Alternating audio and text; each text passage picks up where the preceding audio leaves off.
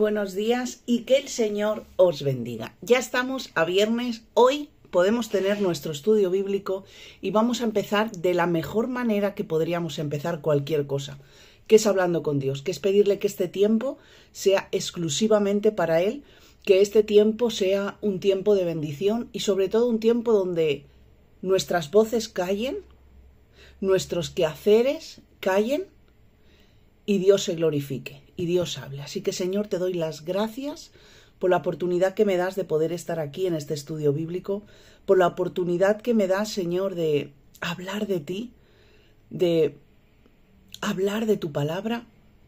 Y ahora te pido, Señor, que no sean mis palabras, que no sean mis pensamientos, que no sean mis ideas, sino que sea tu Espíritu Santo hablando a través de mi boca. En el nombre de tu Hijo Jesús. Amén. Y hoy vamos a hablar de un tema que llevaba 2 semanas dándole vueltas, más o menos. Vamos a hablar de una de las cartas de Pablo que mandó a una de las iglesias. En este caso es la iglesia de los Filipos, la iglesia de los filipenses. Lo que vamos a leer se encuentra en Filipenses 4 del 1 al 17. Y dice: así que, hermanos míos, amados y deseados, gozo y corona mía, estad así firme en el Señor, amados. Ruego a Evodia y a Síntique que sean de un mismo sentir en el Señor. Asimismo te ruego también a ti, compañero fiel, que ayudes a estas que combatieron juntamente conmigo en el Evangelio, con Clemente también, y los demás colaboradores míos, cuyos nombres están escritos en el libro. Regocijaos en el Señor siempre. Otra vez digo, regocijaos. Vuestra gentileza sea conocida de todos los hombres, el Señor está cerca. Por nada estéis afanosos, sino sean conocidas vuestras peticiones delante de Dios en toda oración y ruego con acción de gracias. Y la paz de Dios, que sobrepasa todo entendimiento, guardará vuestros corazones y vuestros pensamientos en Cristo Jesús. Y de momento vamos a leer hasta aquí. ¿De acuerdo?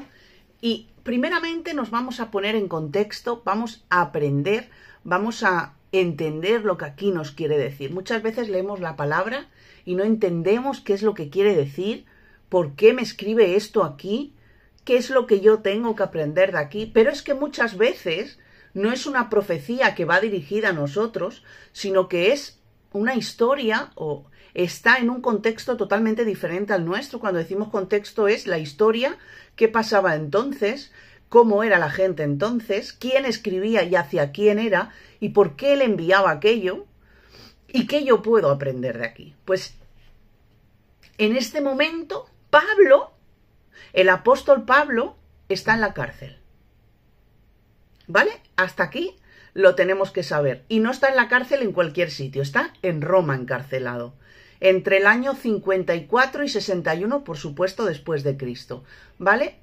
Esto está escrito desde la cárcel hacia la iglesia de los Filipos. Es una carta que le escribe Pablo hacia sus amigos de la iglesia de Filipos. Con esta carta, Pablo les está agradeciendo. Es una carta de agradecimiento, no solo el texto que acabamos de leer, sino todo el libro de Filipenses es una carta que le escribe a la iglesia con un agradecimiento que hay dentro de su corazón. ¿Qué es lo que les quiere agradecer? ¿Por qué está tan agradecido? Pues porque él estaba en la cárcel y esta iglesia, los Filipos, le habían dado un cariño increíble. Tenían un afecto, y lo dice lo que hemos leído, había un afecto en sus palabras. Él quería a esas personas porque no solo se sentía querido, sino que le habían dado un apoyo económico para subsistir. Ahora sabemos que depende de donde vivamos, en qué país, las cárceles tienen un sueldo. No todos. Aquí en España, por ejemplo, lo tienen. Tienen un mínimo de ingresos para poder subsistir en la cárcel. Entonces no era así, y menos en Roma y en aquella época. Esa iglesia no solo había orado por Pablo, era darles las gracias por el sustento económico, lo estaban manteniendo, y él estaba agradecido y les estaba enviando esa carta. Y otro de los motivos por el cual Pablo escribe esta carta es porque quería hablarles sobre la firmeza que han de tener en el Señor. Y aquí, en esta parte, es donde vamos a encontrar la enseñanza.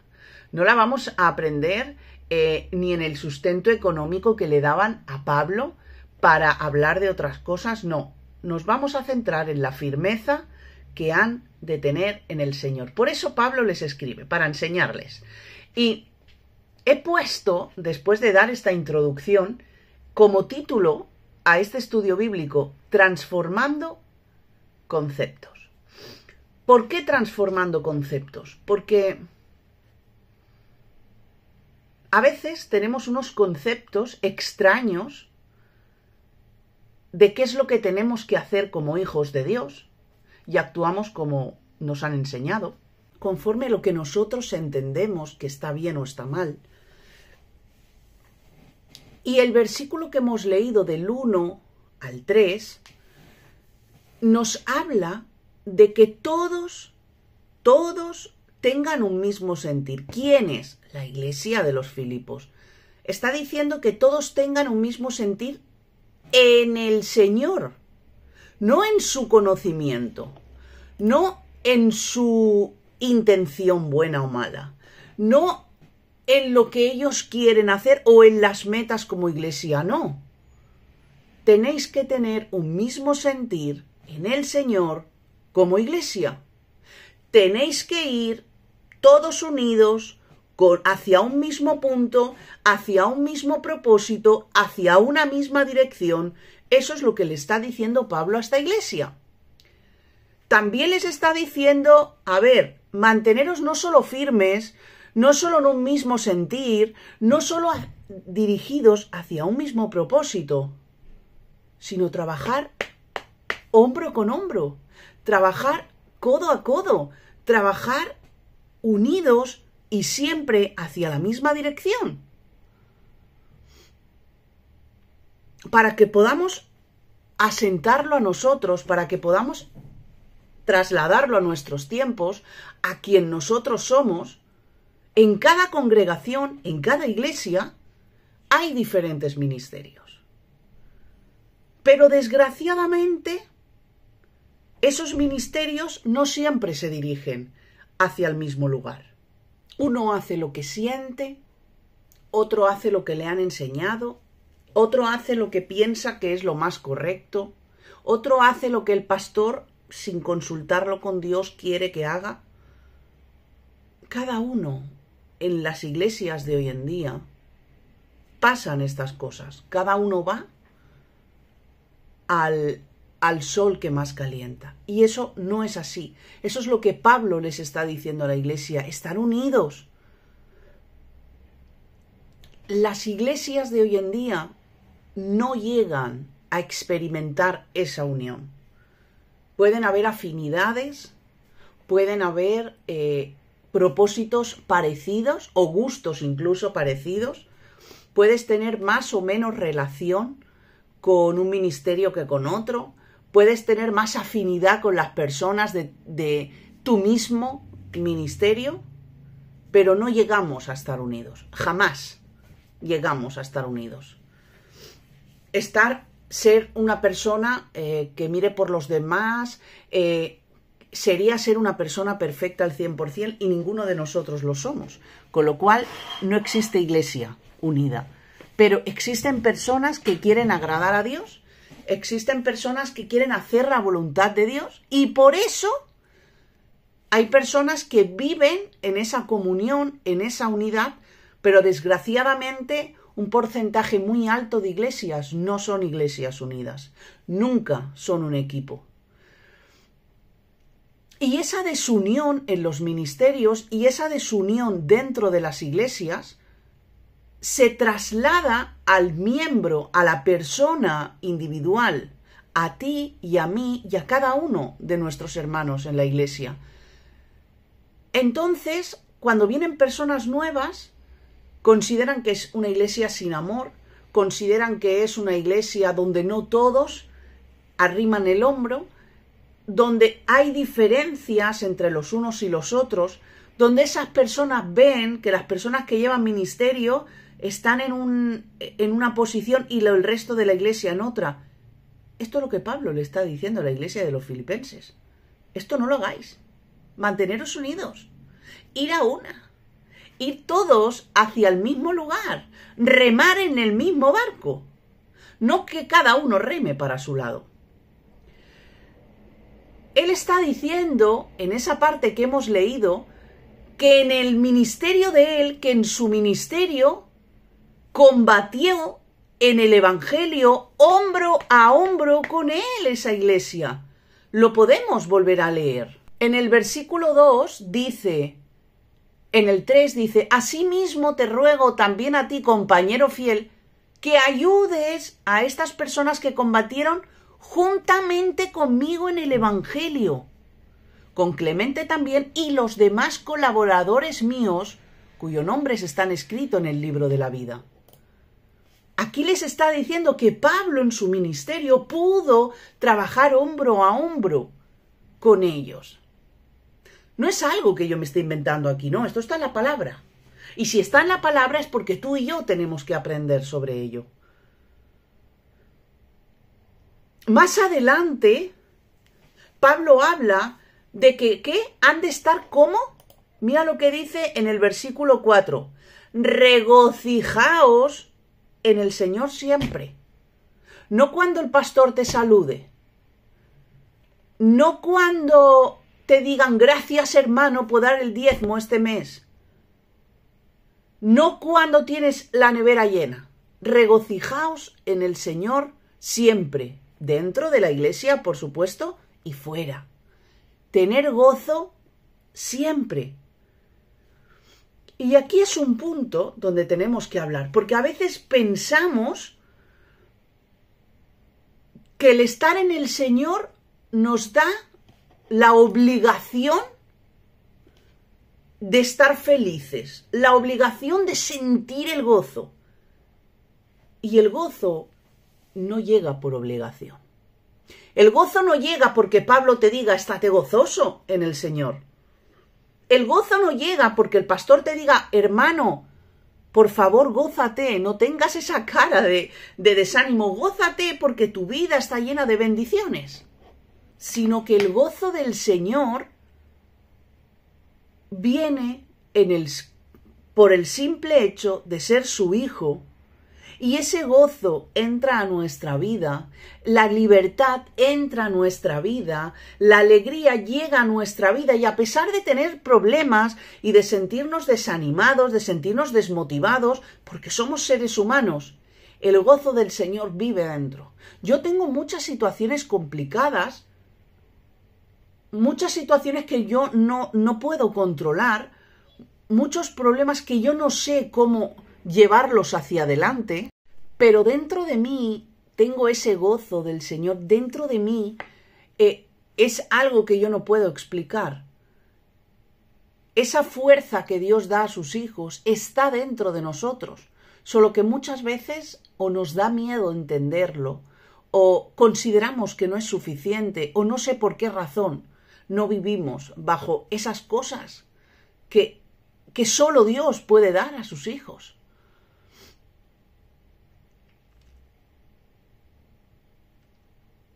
Cuando nos dejamos llevar por nuestras situaciones, por nuestros problemas, por nuestros pensamientos, por nuestras limitaciones, por nuestras enseñanzas, por nuestra educación, por nuestras tradiciones, etcétera, etcétera, etcétera, vivimos condenados, vivimos atrapados en el Evangelio. Y el Evangelio es un Evangelio de libertad, el Evangelio es un Evangelio de vida, no de condena, no de estar atrapados, no de muerte. A veces el ser humano siente la obligación de perdonar, y cuando digo ser humano también incluyo a la iglesia, porque Pablo, os recuerdo que está hablando a la iglesia, no está hablando al mundo.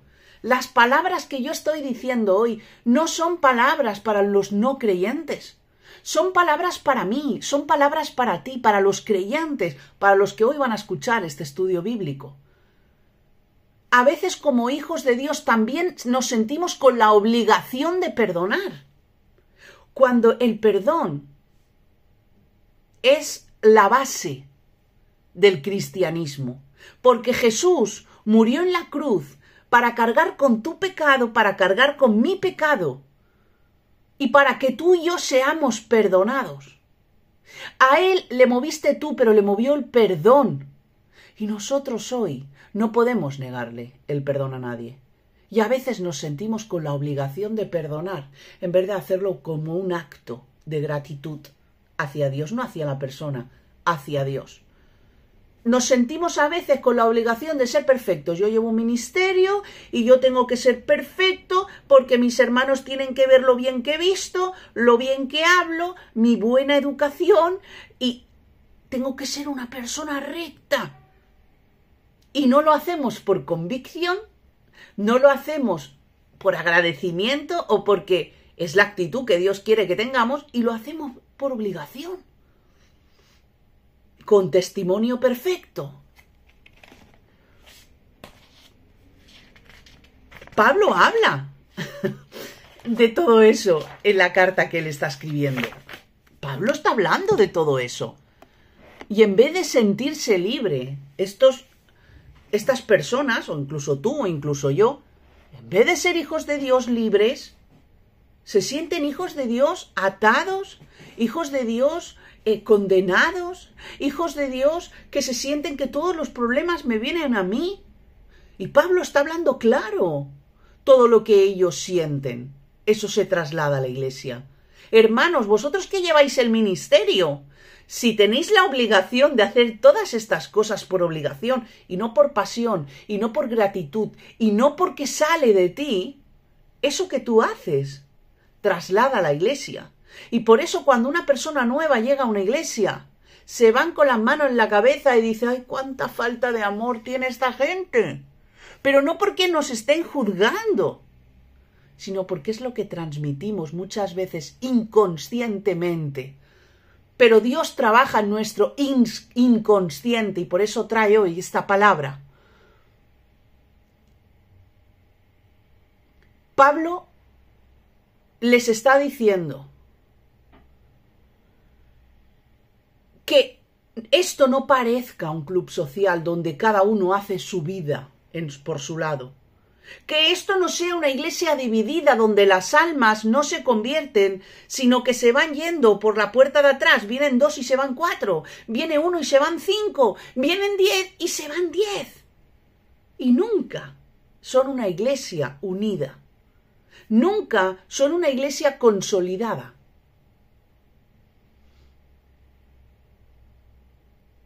Pablo quiere que sientan la iglesia suya, que sientan que la iglesia es un lugar, que la iglesia es algo que vive dentro de ellos.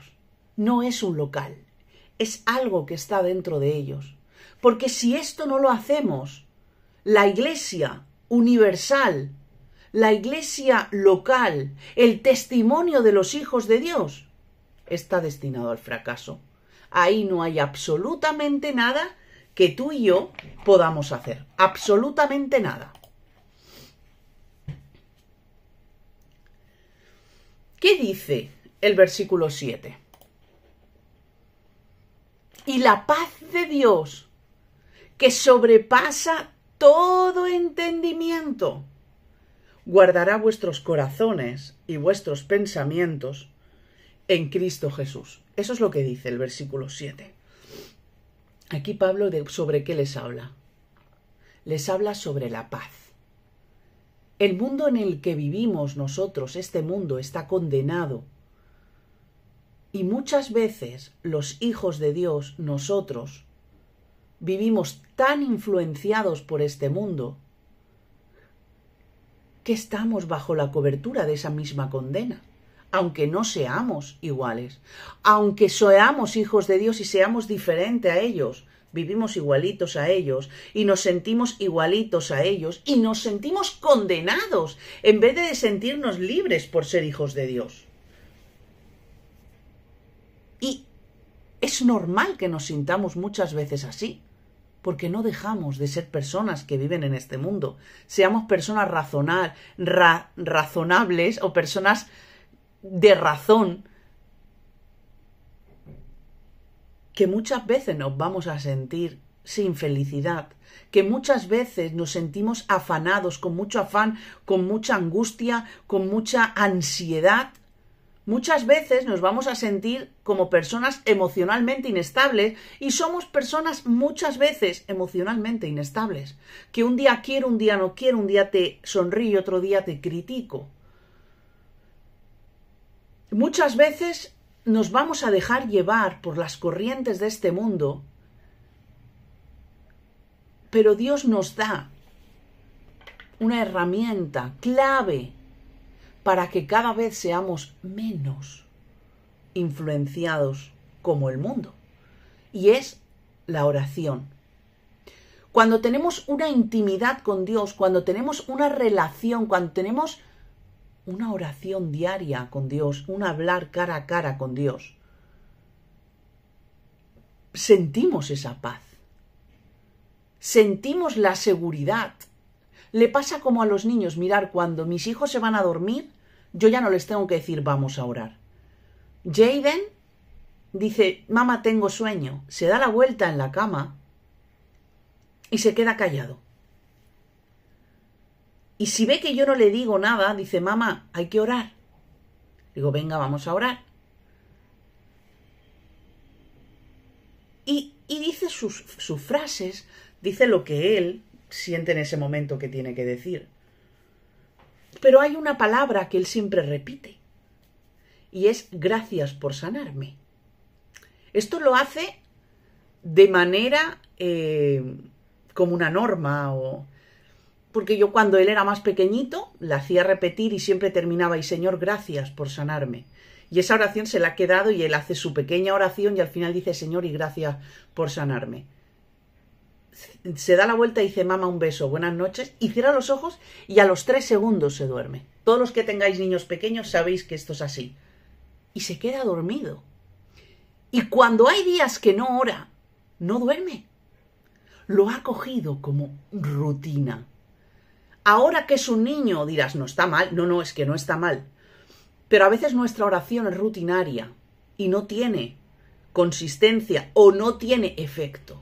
En él tiene un efecto, y es que trae a su vida seguridad, trae a su vida el reposo y se duerme y sabe que Dios lo está guardando. Pero es un niño de 9 años, que todavía su conciencia no está y no está. Pero tú y yo no somos un niño, que nuestra conciencia está y no está.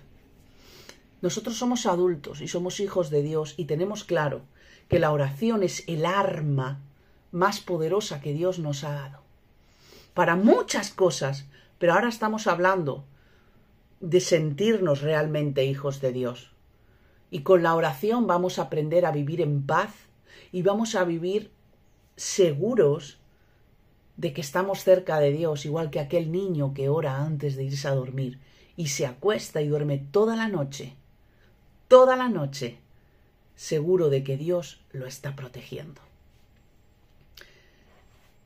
Quiero leeros 2 versículos que no hemos leído todavía, que es el 11, del 11 al 13, y dice, no lo digo, bueno, vamos a leer desde el 10, en gran manera me gocé en el Señor, de que ya al fin habéis revivido vuestro cuidado de mí, de lo cual también estabais solícitos, pero os faltaba la oportunidad. Y no lo digo porque yo tenga escasez, pues he aprendido a contentarme con cualquiera que sea mi situación, y sé vivir humildemente y sé vivir con abundancia. En todo y por todo estoy enseñado. Así que para estar completo o para estar saciado, como para tener hambre, así para tener abundancia como para padecer necesidad. Y el 13 que nos encanta, que dice, todo lo puedo en Cristo que me fortalece. Ahí viene la palabra, todo lo puedo en Cristo que me fortalece. Es una coletilla que nos encanta y a veces la utilizamos y no tiene ni sentido para nosotros cuando decimos esto. Aquí está el contexto de este versículo. Pablo pudo experimentar las 2 caras de la moneda. Pablo tuvo mucho dinero y Pablo no tuvo nada. Pablo tuvo propiedades y Pablo estaba en la cárcel sin nada. Pablo supo vivir, como dice, humildemente, pidiendo caridad o viviendo de las ayudas de los hermanos de la iglesia de Filipo y tener sirvientes y él abastecer económicamente a sus sirvientes. Así que supo estar contento, supo contentarse en el momento que tenía y supo contentarse en el momento que no tenía. Aquí, en el momento que Pablo está escribiendo todo el libro de Filipenses, no solo esto, está en la cárcel. Está en la cárcel. Y vemos que Pablo está agradecido. Tiene un corazón agradecido. Y no porque le han dicho que lo tenga agradecido, sino porque lo siente así. Y Pablo nos está enseñando a ti y a mí a vivir igual. Cuando tienes dinero y cuando no lo tienes. Y no estoy hablando de dar dinero. Estoy hablando de la actitud que hay en tu corazón y la actitud que puede haber en el mío cuando tienes dinero y cuando no lo tienes. Nos empuja a depender única y exclusivamente solo de Él. Esto es complicado, pero es lo que nos está enseñando. Igual que Él lo hizo. Él dependió de Dios exclusivamente. Dios fue quien movió a misericordia a la iglesia de los filipenses para que lo manteniera. Él lo sabía. Tú y yo lo sabemos. Que no vivimos por casualidades, vivimos por propósitos, vivimos por lo que Dios establece que es mejor para nosotros. Y me pongo yo a pensar, ¿no? Lo genial que sería mi vida o nuestra vida o las iglesias de vivir igual que Él, sin estar afanados, sin estar agobiados, sin agobios, sin preocupaciones, sin tantas cosas que hacer.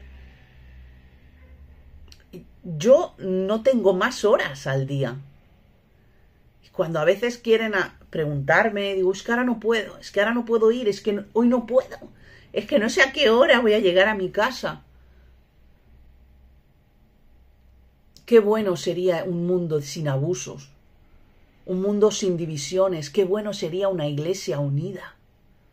Esta es la palabra que el Señor está trayendo hoy sobre tu iglesia, que eres tú, sobre tu vida, sobre tu ministerio, sobre tu familia. Quiero orar. Señor, te pido por esa actitud real en nuestro corazón, Padre. Te pido, Señor, por la necesidad de cada uno de mis hermanos. Te pido porque tú eres un Dios comprensible, tú eres un Dios que nos ayuda, tú eres un Dios que nos enseña, tú eres un Dios de amor, un Dios de paz, un Dios de propósito, un Dios de perdón. Gracias, Padre Santo, porque tu Espíritu Santo está en este lugar. Enséñanos a ser personas de oración, a ser personas que cada vez que venga algo bueno, oremos. Que venga algo malo, oremos. Que necesitemos algo, que oremos. Que no necesitemos, que oremos, Señor.